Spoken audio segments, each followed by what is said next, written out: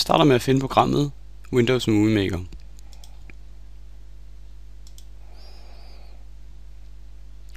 Så skal jeg tilføje min video, som jeg har lagt ude på skrivebordet.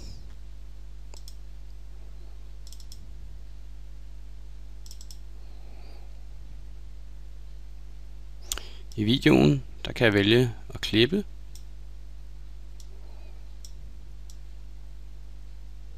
finder et passende sted, højreklikker og siger opdel. Den første del vil jeg ikke have med, den højreklikker jeg på og siger fjern. Jeg kan altid se min film ved at trykke på play, eller ved at trykke på tidslinjen. Jeg kan også ændre på rækkefølgen af mine filmstumper. Jeg kan tilføje en titel på min film.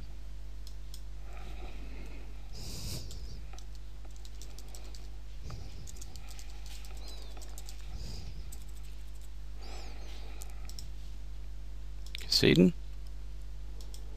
Og jeg kan sætte tiden for, hvor lang tid den skal vare, ved at dobbeltklikke på den og sige 3 sekunder.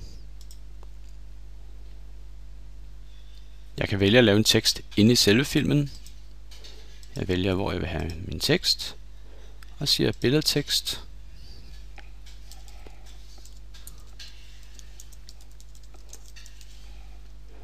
Og igen kan jeg dobbeltklikke på teksten og sige, hvor lang tid den skal vare. 4 sekunder. Jeg prøver at trykke.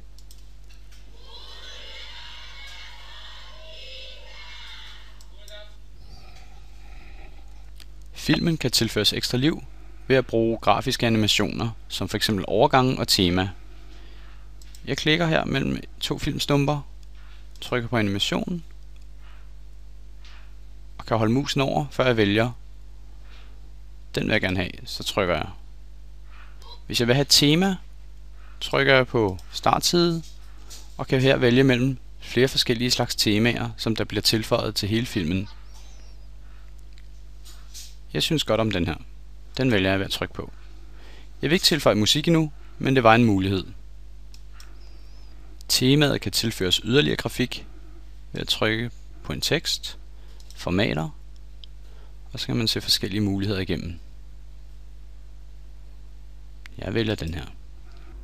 Når man er ved at være færdig med sin film, kan man tilføje den en rulletekst. Jeg går op her, trykker på rulletekster og skriver mit navn. Rulleteksten lægger sig automatisk i slutningen af filmen, og jeg vil lige se den ved at trykke på play. Sådan. En vigtig detalje er, at det gemte projekt ikke er det samme som den filmfil, du henter ned fra din mobiltelefon og til computeren. Hvis du sletter den filmfil, inden dit projekt er gemt, eller inden du har lavet din færdige film, så forsvinder projektet.